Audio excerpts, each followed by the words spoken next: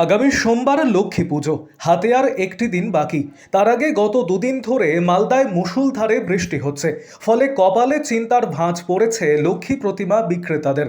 বিক্রেতারা জানিয়েছেন কেউ 1000 পিস, আবার কেউ 500 পিস লক্ষ্মী প্রতিমা বিক্রির জন্য নিয়ে এসেছেন।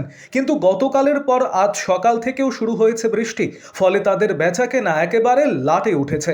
সেই সঙ্গে অনেক প্রতিমা বৃষ্টিতে ভিজে গিয়ে নষ্টের আশঙ্কা করা হচ্ছে। আরও আপডেট থাকতে আমাদের ভিডিও শেয়ার ও ফেসবুক পেজটিকে লাইক করে ফলো করে দিন।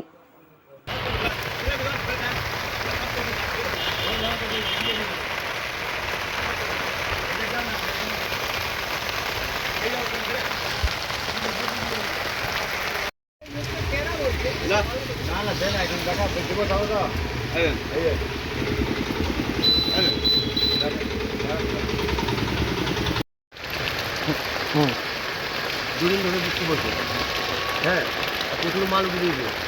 সোমবারে আছে তোমার লক্ষ্মী পূজা, প্রচুর মানুষ যেমন কী করবো মাথায় চিন্তা হচ্ছে, গাছ কিনা নেই, মানে কী করা যাবে। কতগুলো ঠাকুর উঠেছেন মোটামুটি? তাও তো 700 মিটার সব আছে, কত রকমের লক্ষ্মী ঠাকুর আছে? সব রকম আছে। 100 টাকা থেকে 50 টাকা, 60 টাকা, 200 টাকা, 250 টাকা, 500 টাকাও আছে, 700 টাকাও আছে। এখন কী ভাবছেন?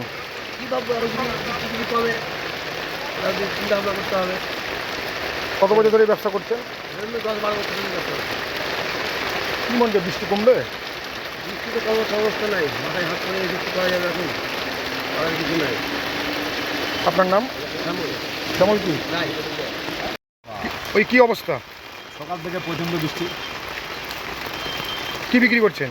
লক্ষ্মী ঠাকুর। কতটা মাল তুলেছেন? মাল 300 পিস। বেচাকেনা হচ্ছে? বেচা কিনা খুব কম। কেন?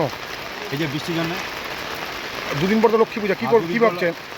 কী করবো আমরা দেখছি কী করা যায়। কেমন দাম লক্ষ্মীর?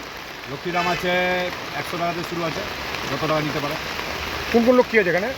লক্ষ্মী আছে, লক্ষ্মীনারায়ণ আছে, আর সব ঠাকুর আছে লক্ষ্মী ঠাকুর।